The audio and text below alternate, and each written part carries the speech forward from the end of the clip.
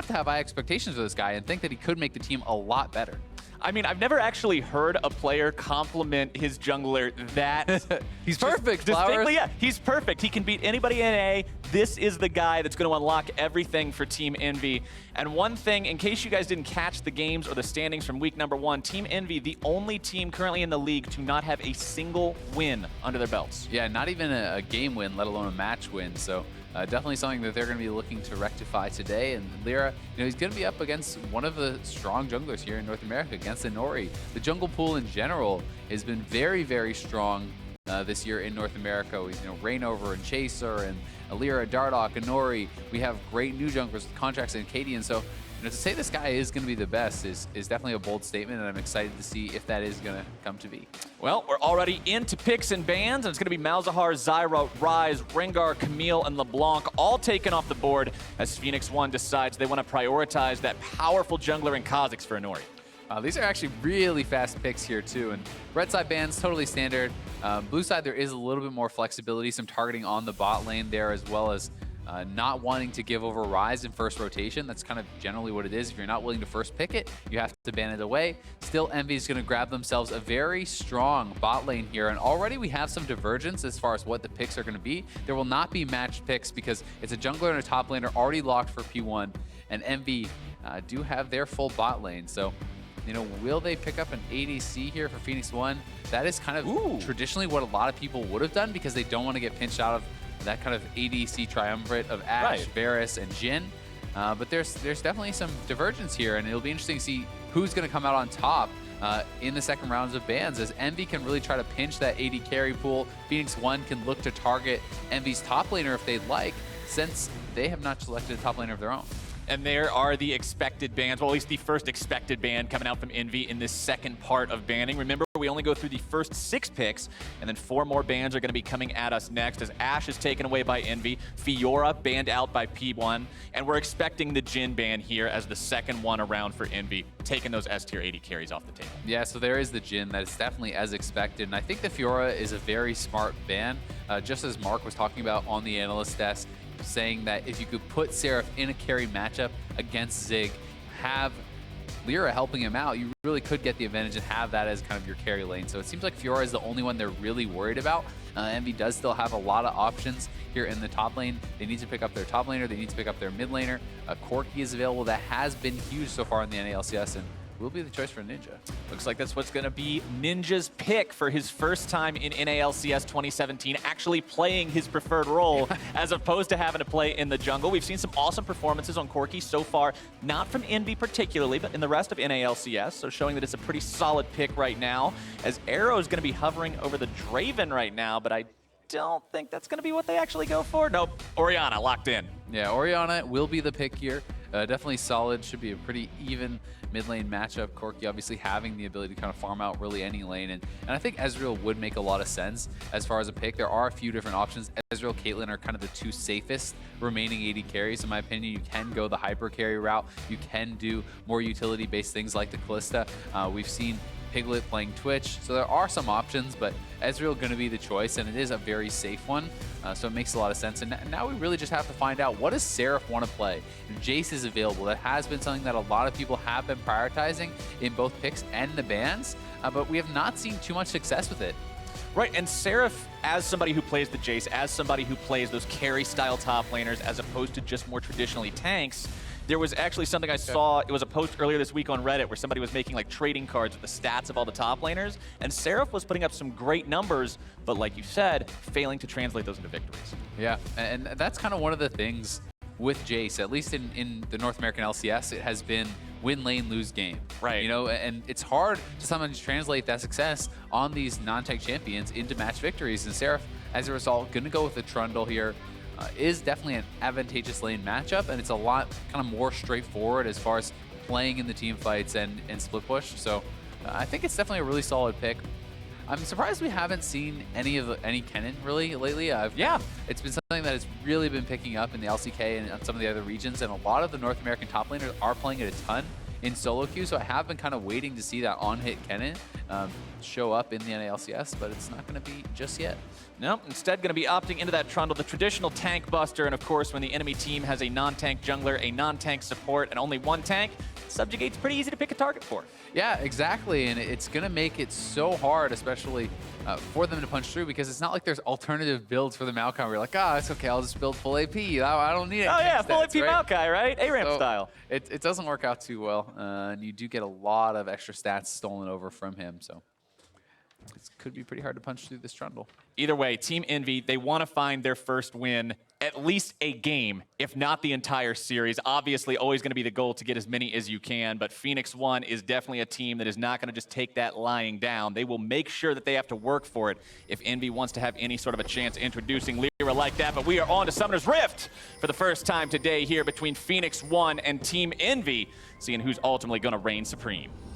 Now, Phoenix One really was so close to ending week 1 2-0, right? They almost took down Dignitas, so definitely could be a team that we're talking about near the top of the table. One thing that really did stand out there, though, was how much Zig got abused by Someday, right? And that is something that really was problematic for P1 and something that we're often going to see Envy look to exploit. When we look at how they played last year, a lot of it was trying to play through Seraph. He had a huge champion pool. He's a very strong carry player and is someone who can take over a game. And now having Lyra here with him, I'm going to be very interested to see where Lyra wants to focus his attention. Does he want to kind of go top lane, try to snowball this matchup, try to get Zig behind enough to unlock Seraph as this split-pushing beast? And you know, that kind of goes back to one of the problems and the tendencies we saw from Envy in 2016, right? This was a team that often made a lot of plays with the top laner and the jungler and the mid laner, the 3 Koreans on the team, and then the bottom lane was just kind of, hey, do your thing, don't die, we'll try to carry. Is that going to be the same plan again with Lyra? That's kind of what we're asking ourselves. Exactly. It's tough to know, and it can be that the mixed language teams can be very difficult to play because of that. Sometimes. Absolutely. You know, there is very differing thoughts on how smart it is to play these kind of setups and to play these mixed language teams because it can be really tough to communicate. And naturally, you want to play around the people that you can communicate more easily to, which can sometimes leave the bot lane getting pretty neglected. Either way, both junglers going to be starting on the top side of the map this time around. Inori at the blue, Lyra at the red. Top laners going to bump into each other there in the river just momentarily. Seraph hanging around. You can see the keystones there on the bottom part of your screen. Fervors of battle popping up on both Rek'Sai and Trundle and Ezreal as well. Oh my God. While the Warlord's Bloodlust on Varus as Zig gets a big old chunk taken out of that bar. Yeah, that is vicious as Seraph got so much damage down there. He did miss a couple CS to do it, so we'll see if it actually ends up being worthwhile. He needs to kind of translate that into something else because he lost more minions than his opponent and his wave is pushing towards Zig. So whether or not that was worth it will be determined by how well Zig's able to CS. For what it's worth, Zig does have more potions going into this lane than his opponent does, right? He's got a Corrupting Potion compared to a single health potion plus a Dorian's Blade, but once those are gone, he's not really going to have any combat stats while Seraph is going to have the edge. And he already used 2 charges, so that's actually pretty significant, getting those 2 charges out of the way. You know, if Seraph can really kind of abuse this guy, you can look for those dives, you can look to try to really carve yourself out an advantage up here, and that's definitely something they're going to be trying to do. But meanwhile, we do have Inori kind of lurking around in the top side of the map, and he's not going to go up to top lane, but just grabbing himself the Scuttle Crab, taking some of that vision, trying to control the area a little bit better. He realizes that Seraph's really far pushed up, but that was a really big minion wave to try to make some kind of a play in. It can be sort of a tricky situation at those points in time. Lyra grabbing the bottom side of the map, Scuttle Crab as well. Lyra is so far ahead, actually, on the clear. Like, this is actually ridiculous. He's going to spot Inori out, will he? The Scryer's Orb wasn't going to be seeing him. The red buff is right there. Lyra knows what's happening. He has a smite, so he could try to challenge for this and is a level up. He's going to tunnel through, looking to steal it away. And Nori's got it secured. Lyra just decides it's not worth it, going to tunnel himself back out. Doesn't actually go for that one. Yeah, he had the chance to. I think had Lyra actually hit that smite and taken that away, he probably would have gone for the fight, red buff versus no red buff there. Right. And they do have another charge of smite, so, Lyra gets that one. Lyra making sure that he at least gets something out of that advantage nice and early. Now Ryu going to be soaking some damage from Ninja as Lyra shows up to make sure he can't retaliate too well. Going to be just tunneling himself towards the other end of the river, hanging out around the top side again, keeping Seraph safe. And both top lane and bottom lane starting to eke out very minor CS advantages for themselves on the side of Team Envy. Yeah, they're looking good early on here, and I think that they did draft for this bot lane advantage. They did get a good matchup in top lane, really across the board. Their matchups are looking pretty good. Where you would say as far as tiering goes, the advantages for P1 are in the jungle, right? The Kazakhs has been so highly prioritized. That's what they decided to actually first pick here as well. So Inori is gonna have to get some work done on the Kazakhs to kind of make up for some of the deficiencies that they do have in their draft. And we've seen some, I believe it was Zyrene that was talking about it yesterday, the insane win rate of Kazakhs right now and how effective that champion is proving to be. He's in a tier of his own pretty much right below Rengar. A lot of people are saying. I mean, it's been like 70-something% win rate so far across professional play. It was up near 75, I believe, which is pretty insane with the amount of games that he has actually been played. So definitely the kind of S-tier jungler that is actually able to be picked, since Rengar is pretty much never available. Always banned. Always banned away. But one thing I also want to comment on, I should say. Top lane, Zig playing this Maokai. This is the 6th game that P1 has played in 2017. This is the 5th one of those games that Zig is on this champion. They really prioritize putting him on this super tank. Yeah, and I think it makes a lot of sense. You know, Zig is a very solid player, but he has not shown the ability to really kind of take over games, dominate games. So if you have a guy like that, you want him on a tank, on a safe scaling champion. It's okay if you fall behind a little bit in farm on a Maokai, because you're always going to have relevance as long as you can team fight well, as long as you can use those TPs well. And that's something that Zig has definitely shown the ability to do. Speaking of those TPs, Seraph now going to be spending his to get back to lane rapidly after his first base. Likely going to be seeing Zig do the same. And look at that split. Azael 50-50, the fans think, on who's going to be walking away with this one. And that was like the exact same split yesterday. There was like TSM Dignitas. It seems like the fan votes are so much closer this year. I'm not sure what exactly it is, but especially with TSM, you're normally used to seeing like 95% TSM fan vote and stuff, and it's been even. So definitely a lot of fans showing up for both sides. That makes it fun, right? That means it's a closer matchup. It's not everybody walking into it expecting, oh yeah, these guys are going to win, or oh, this is going to be a stomp. Everybody's clearly expecting this to be a close contest. And I think that has really been something that in the NA LCS this year that is kind of more clear. A lot of the teams have not yet established themselves exactly where they are, and Ninja going in on Ryu. Ryu going to be exhausted. Ghost Pop trying to get himself away. Looks to find the Shockwave in retaliation. He's going to be just fine, but has to blow one of those summoner spells to do it. Yeah, it's a summoner spell trade there. The Ghost going to be up a little bit sooner, but he had to blow his ultimate there too. Still, Ninja with some good aggressive trading, and these guys are going blow for blow, very even in the mid lane so far. Ninja doing a good job, actually, like we mentioned earlier, playing his role that he intends to, as opposed to having to be there in the jungle. Now he's going to be invading with his jungler, looking to steal away this blue buff from their opponent, not only putting that on Corki, but also keeping it away from Orianna, giving him a nice edge there in those mid lane trades. Yeah, this is really nice, and Lyra just has been clearing just so much faster. I mean, he did power clear on his first time through the jungle, picks up the Tiamat, and he's been staying a couple camps ahead of Inori. So Inori now down a level, almost a full level, and it is going to have to try to catch back up, try to make something work here. Inori and Ryu trying to pull the same trick that their opponents pulled, invading towards the enemy blue buff, but it's not spawned quite yet, so they won't be able to steal anything away at this point in time.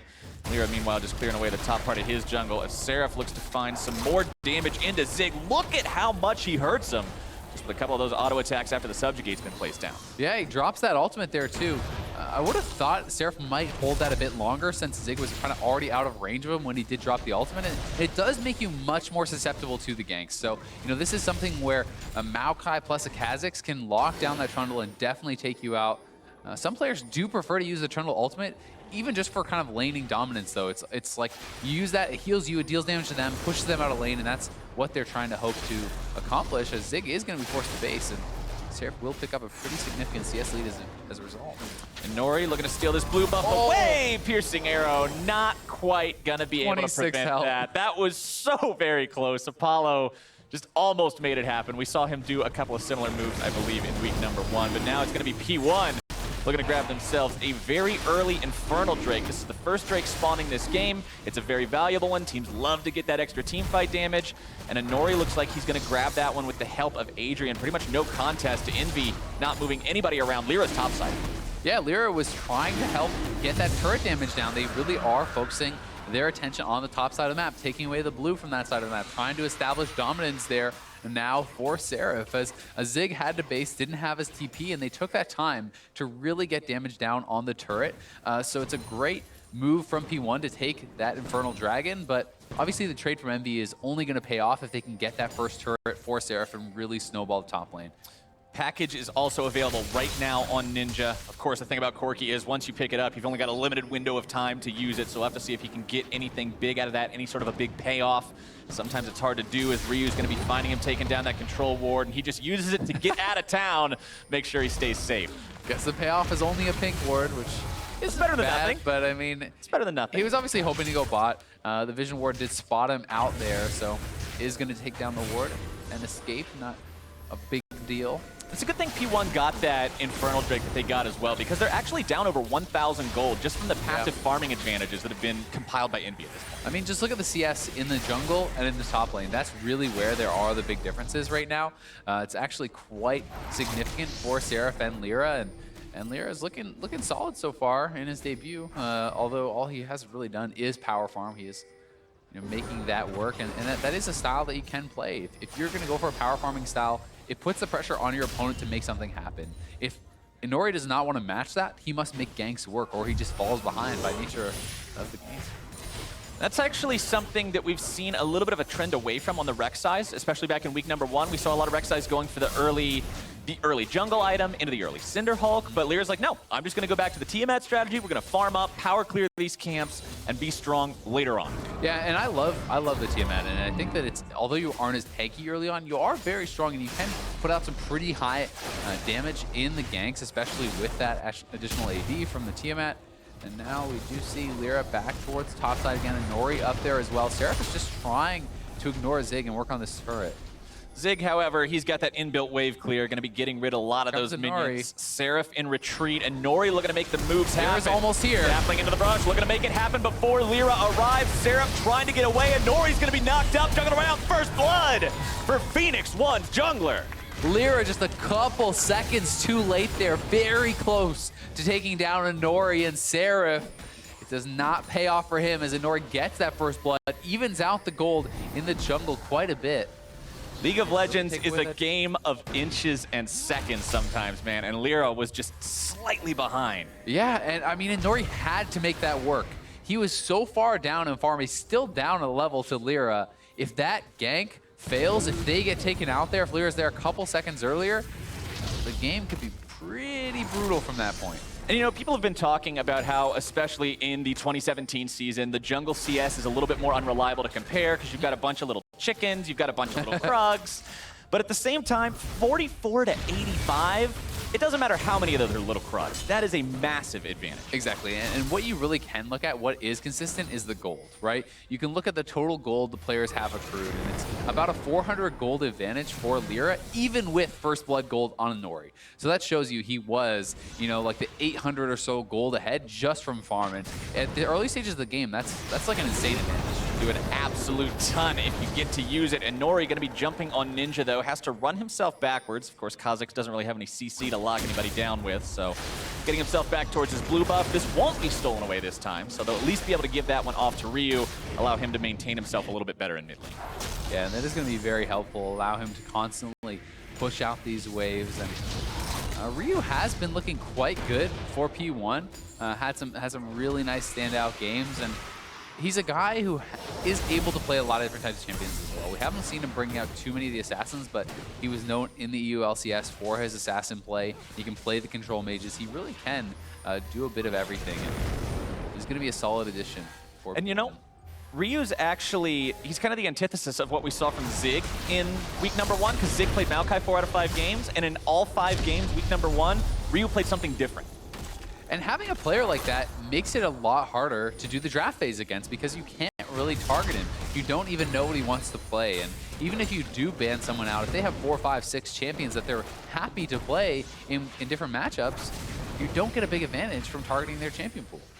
couple of items actually starting to come online now, though. The Morello Namicon for Ryu. You've got the Mana Moon on Arrows. Ezreal, Apollo going to be completing his Ghost Blade as well. So we're getting to the point of the game where even though the action has been low so far, once it breaks out, there's some big potential for some crazy plays. Yeah, there definitely is. And it's interesting to point out the build here for Apollo on the Varus. This is kind of the more caster AD carry Varus build. It is not auto attack damage focused. It's much more about the poke, about the kind of ranged harass and the wave clear. And it's really kind of nicely matched with Ninja on the Corki because you have this double AD carry team, you have consistent damage coming out from him, and you also have Trundle, who's going to help to shred through that Maokai, who's going to give the additional kind of armor pen and magic pen for these AD carries to kill him, because a lot of the time, one of the criticisms of this build is that it cannot deal with the super tanks. It can't deal with the likes of Maokai, but in combination with the Corki and the Trundle ultimate, it's going to make it a lot easier. It kind of goes back to what we were talking about in Champion Select. When you've only got one tank and you're up against a Trundle, you're essentially running a no-tank composition in those team fights. Yeah. Or at least a not-so-good tank. Not so good tank. Yeah, sort of a mini tank as opposed to a super tank. Not one of those big suckers, as Seraph's going to be wailing on this top lane turret, looking to grab turret first blood for himself and his team. Gets that one no problem, and EnVy's got themselves a cozy 2,500 gold lead. Yeah, and he's going to be able to finally kind of cash in on that. That's the investment that they made. That was the trade that they gave up for that Infernal. And, you know, we're going to have to see a lot out of Seraph to make that worthwhile. But right now, both junglers showing up on the bot side. We'll see if Inori has the confidence to go in for a fight here. Ninja moving down as well. Full 3v3 action if it does go down. True Shot Barrage going to be fired out. Inori waiting around. Ninja's here, though. Inori going to be opening up onto him. Exhaust used. Inori forced to retreat. There comes Ryu, keeping him alive. P1 having to disengage from this one. Arrow going to be caught out by those corruption chains. Getting himself away just fine for now, but P1, they tried to make something happen, but it just didn't work out the way they were looking. Yeah, and Inori was really there to kind of guard against any sort of turret dives, right? His bot lane's getting low, he's in position. He at least gets the summoner spell out of Ninja, but Envy will be able to secure this dragon and even it up in that regard. Envy grabbing that Drake for themselves. Of course, it's not going to be Infernal. Going to be Ocean instead, generally considered weaker than its counterpart that was already secured by P1 earlier, but it is secured. We'll have to see if that actually helps. And I will say, I think it's actually quite good for their comp in particular, because both Varus and the Corki, you get that additional mana regen for your kind of poke compositions. It can be pretty powerful having that extra mana regen, not being as reliant on the blue buffs, because both of these AD carries would love to have a blue buff, and they both won't get one. So I think while, as far as raw stats, the Infernal is more powerful, Ocean definitely has his place, and I think it's going to work well for them in this setup. That piercing arrow landing onto Arrow could signal the green light for Lyra to go in, look to make some kind of a play here. Instead, going to be backing away, just regrouping with the bottom laners from Envy, looking to push this turret down if they can. Remember, they already got the one in top side. If they can grab this one, it's going to put that much more global gold under all their belts. Lyra, the one who's going to be zoning away the enemy players, and P1 goes down 0-2 in terms of turret count. Yeah, and that's massive, and this is a lot thanks to the draft, to the matchup they got. They drafted for winning lanes in bot side and top side. They're rewarded with turrets on both sides of the map, and now this means that Envy can look to move their bot lane towards the mid lane, try to crack that last outer, or try to look for plays elsewhere on the map and really extend their lead. But getting that couple thousand early gold into your pockets can just make you so much stronger for these early fights. And now Ninja is going to be looking for Arrow here. Package delivery. Arrow completely out of mana. Going to have to blow the flash. Still looking to run away. No way. Ninja. He's got the rockets to take him down. That's going to be a 1-to-1 game all tied up. Just beautiful by Ninja. Goes bot lane. Doesn't even have to blow a summoner. Gets the flash and the kill from Arrow, but Lyra's caught. Oh, Lyra finding himself in the wrong place at the wrong time. Going to be forced to flash over the wall, and Nori's got him.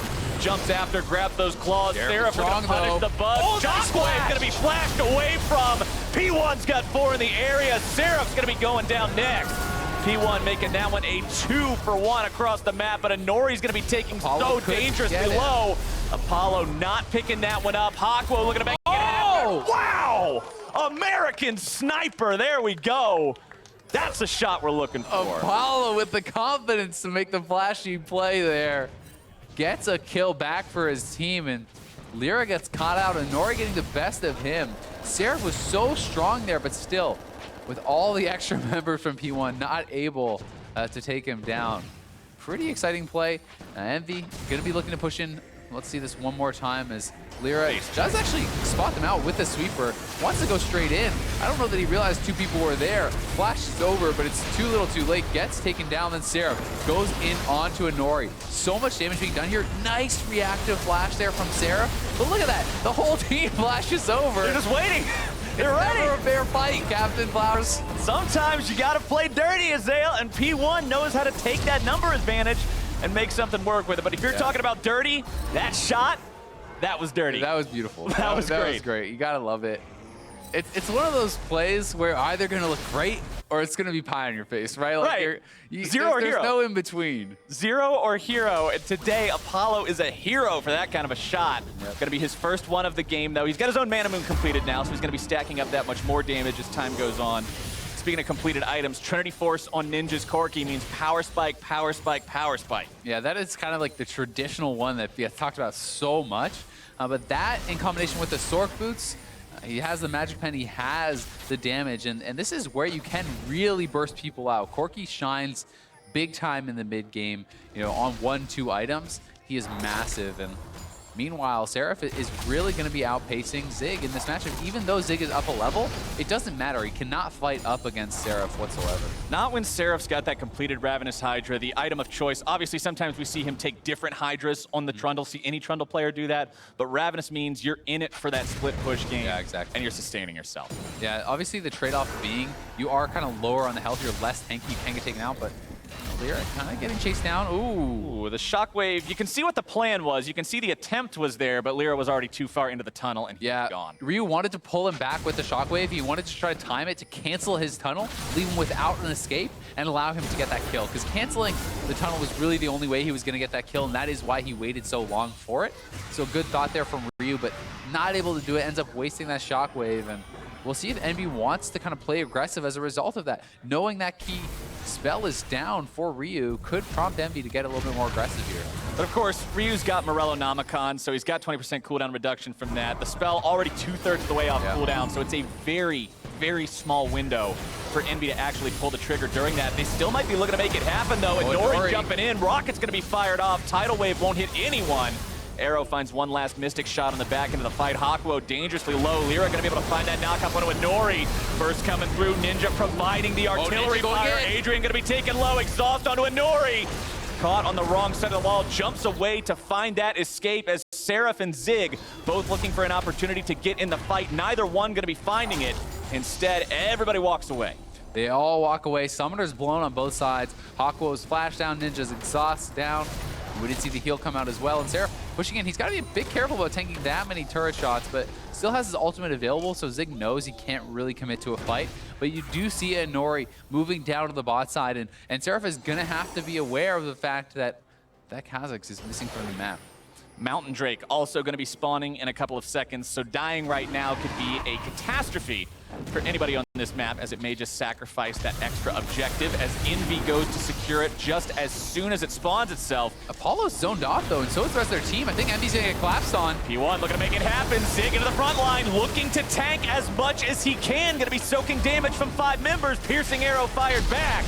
And Envy is forced to concede this. Yeah, it's P1's Dragon, and they get that because Apollo and Ninja got zoned off from the rest of the team. They were pushed in the mid lane, and now they're looking to try to do the same thing. You can see Ninja, Apollo zoning on the side, while the other two do push in the mid lane. They want to trade down this turret, and I think they should be able to get it. But look at Zig. He's TPing in from behind.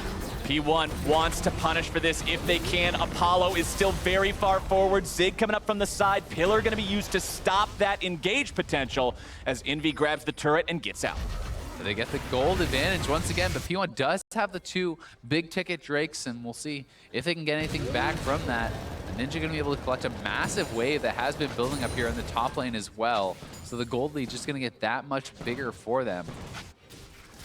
3,000, well, 3,500 gold is definitely a nice gold lead for yourself, but it's only 23 minutes into the game. P1 has obviously shown they're still looking to pull the trigger and be the ones making the plays, even if Envy are slightly ahead.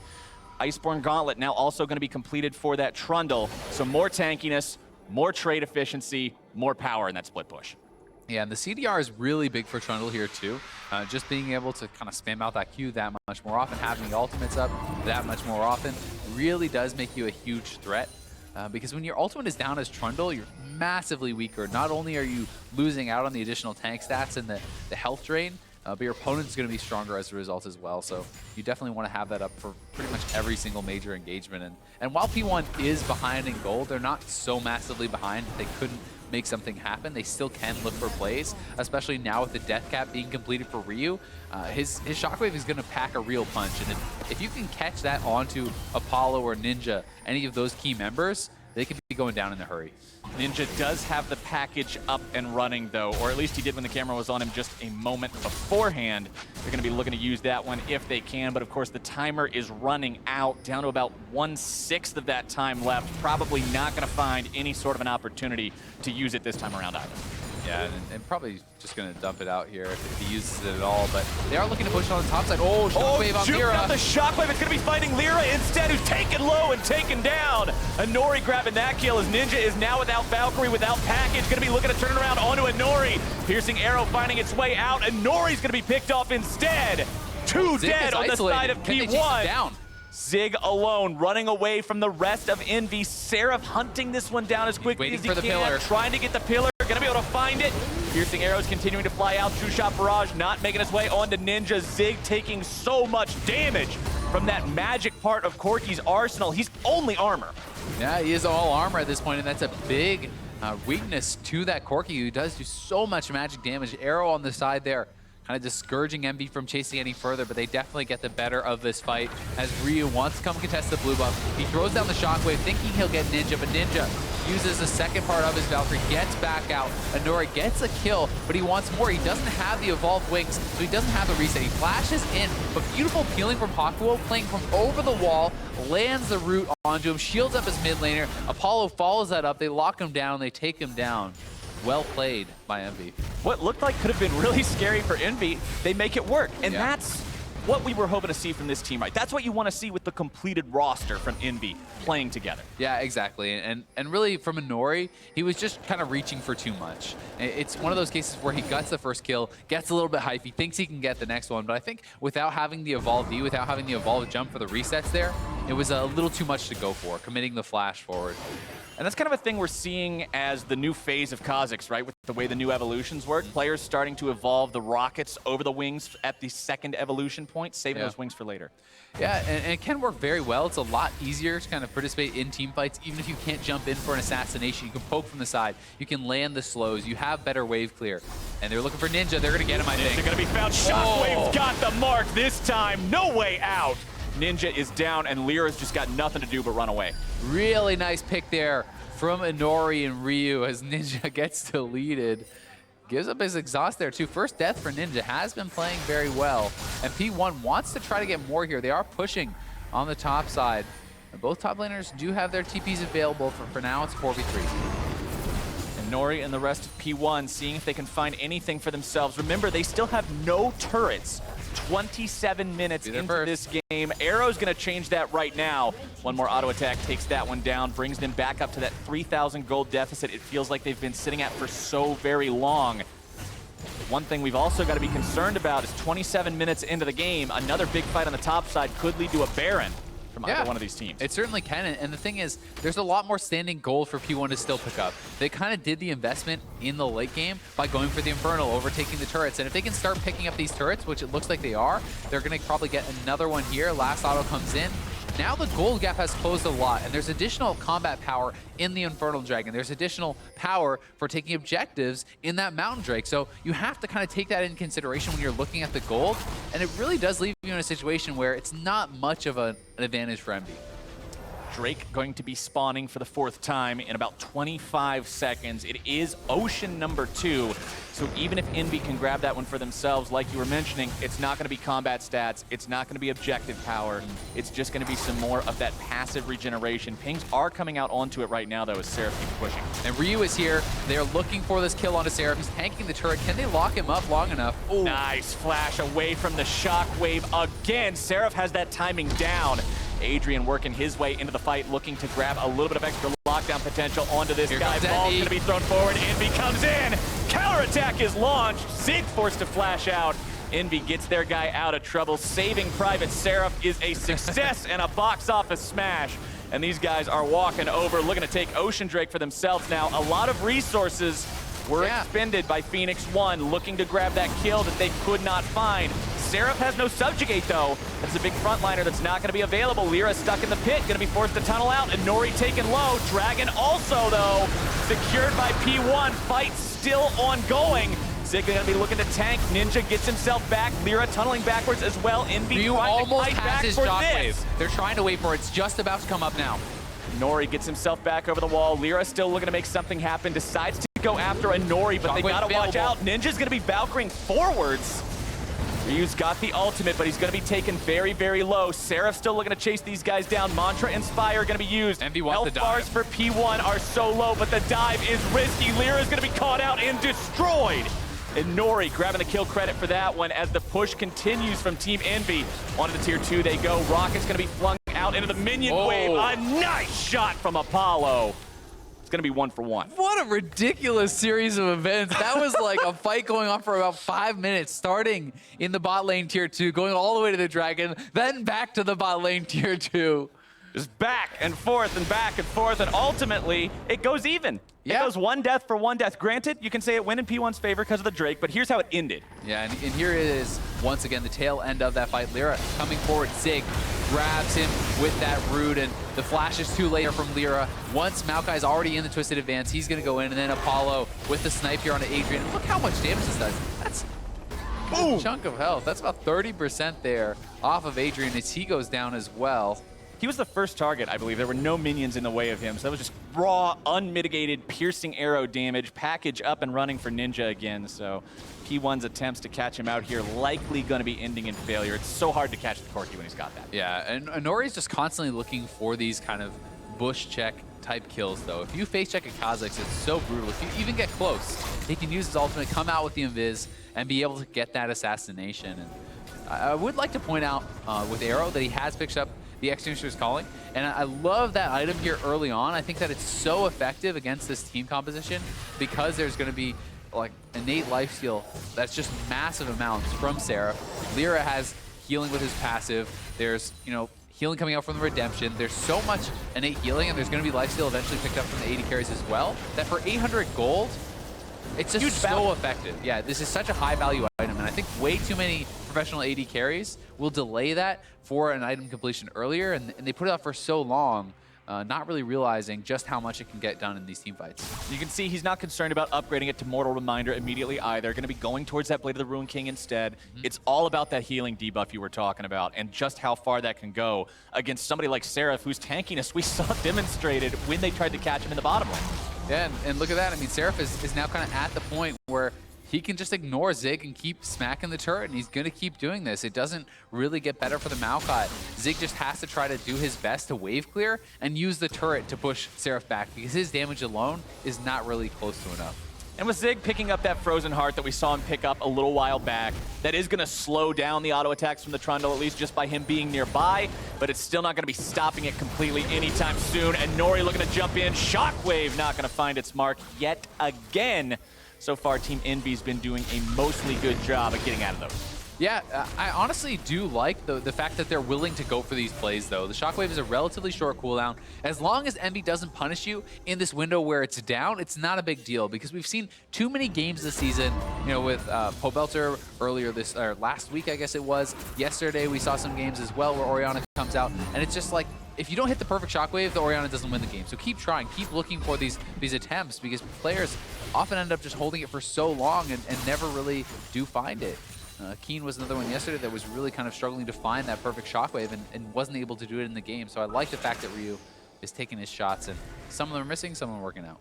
A lot of wards being placed down right now by Team EnVy in this northern part of the river. Phoenix One moving themselves into that territory now, trying to clear out some of those. Both teams recognizing that Baron is likely going to be the next point of contention whenever that fight goes down. It definitely will be, and being able to get that vision is going to be massive. Obviously, EnVy, I think, has a little bit of an easier time kind of checking into no vision with the Rek'Sai. You have the Tremor Sense, you have the Prey Seeker, you can kind of check the bushes, he's very tanky, he can kind of go forward. But at the same time, with P1, they have very good pick. If you get caught by that Kha'Zix, by the Maokai, the Shockwave, etc., these guys kind of waiting in the bush, you're going to go down in a hurry. So have to be very careful and be looking.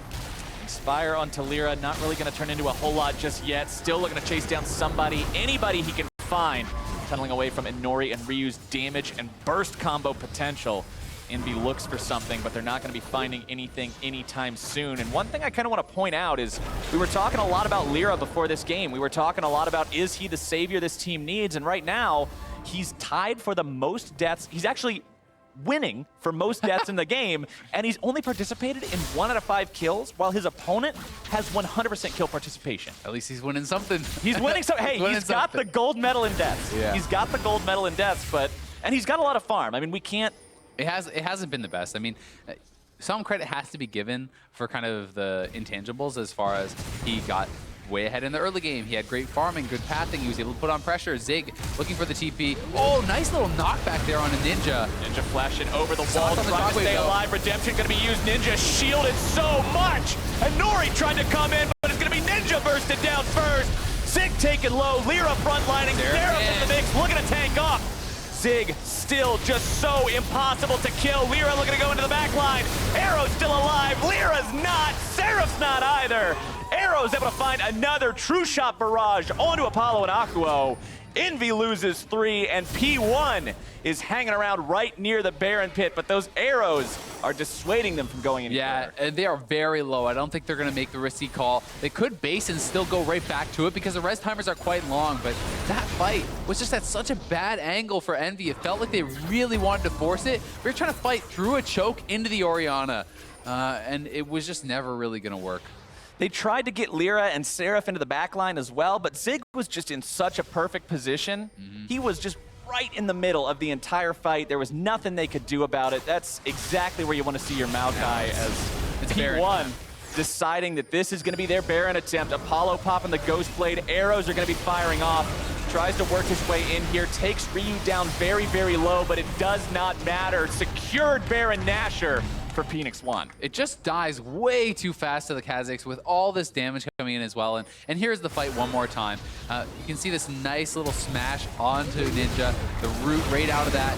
Flash over from Ryu. He actually was exhausted for that shockwave. Otherwise, the fight could have gone a lot worse for EnVy. But Ninja does eventually go down. And there's low health bars, so they kind of get baited back in this fight. Seraph goes in. But look at the positioning of Arrow. Arrow was just free-firing almost the entire fight. Now they flash forward to commit onto him, but he still has the summoners available. And Apollo, he's not really able to get involved. He's not getting auto attacks out. He's just sitting in the back shooting out Qs while the opponents are getting 3 damage the whole time, and now the Elder Dragon is gone. You thought a Baroned up Phoenix 1 was scary? How about a Baroned up plus Elder Dragon with 3 base Drakes? Scary. Yeah, it's brutal, man, and it just feels like it's the same old story for EnVy. They get ahead, and it's slowly slipping away from them. Slowly but surely, I think it's going to be so hard for them to defend the base on this push with Elder plus Baron plus a lot of poke. Huge amounts of item completions coming in for the team of Phoenix 1 now 2. You can see 3.5 items on Ryu. If he lands a shockwave, someone is going to get popped. Arrow going to be forced to jump himself away. And Phoenix 1, they're not even bothering with the 4-1 split push you normally see with Baron. They are just 5-man running it down mid, looking to brute force this, and they will successfully do so. Turret going to be taken down. Zig starting off the fight, and Nori looking to make the play onto Ninja. Going to be Valkyring away from that one. Rockets fired back. Zig still in the front line, unafraid of anything. Inhibitor going to be soaking damage, and Arrow will take that one out. Big minion wave pushing up bottom lane as well. An easy rotation for Phoenix 1 to pick their next target. Exactly. They're going to go right down to bot lane, pick up more and more of this gold. Looking really solid here, and I think it's the right choice. You force that. Don't go to the 4-1. Don't allow Seraph to have the isolated 1v1, but oh my god, look at that poke on the Arrow. That seriously stings. Arrow, though, he's got plenty of shields coming out from Ryu, keeping him nice and safe.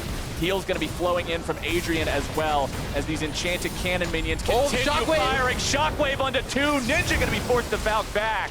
Keeps himself alive, but he can't say the same for that turret. Another advantage for P1 as they've been behind this whole game, but now they're up 2K. Yeah, they are finally up. They're going to go back buy up and going to have a lot of gold to spend here. And they still do have a good amount of time on the Baron buff. About a third of the time is remaining for that Baron buff, so they can go topside, try to get the last outer, or try to get something else done, you know, try to divide up into the split push. So we'll see what their choice is going to be here.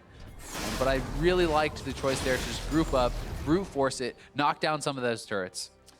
Things are looking rougher and rougher and rougher for Envy. This is a team that in week number 1 had these problems where they were ahead in the early or mid game, or sometimes even both, and then failed to close out. And a lot of people were saying, you know, is this a problem for Envy, or is this a problem because they're working with a 3.5 out of 5 person roster with a substitute mid laner and your normal mid laner being in an off role? But now we're seeing those same problems again with the full 5-man squad. And it is early in the season, and they haven't had the practice because they had to have that roster. So you are seeing signs of what this roster could be. But for now, it is definitely P1 in the advantage, and Inori on the side poking with those Void Spikes. We have Seraph in base, maybe looking to come top, looking for the TP, but at the same time, Zig pushing in the bot wave. And P1's going to play safely around that. And you know, you talked about it earlier, but that Kha'Zix evolution on the W makes it so effective to poke with under these turrets, just scare these guys off, find that reliable damage, so that when they do decide to pull the trigger, it's going to be that much easier to supplement this advantage with even more power. Lyra's ultimate going to be used to get himself in position in case a dive would occur, but Seraph is going to be forced to deal with Zig on the other end of the map.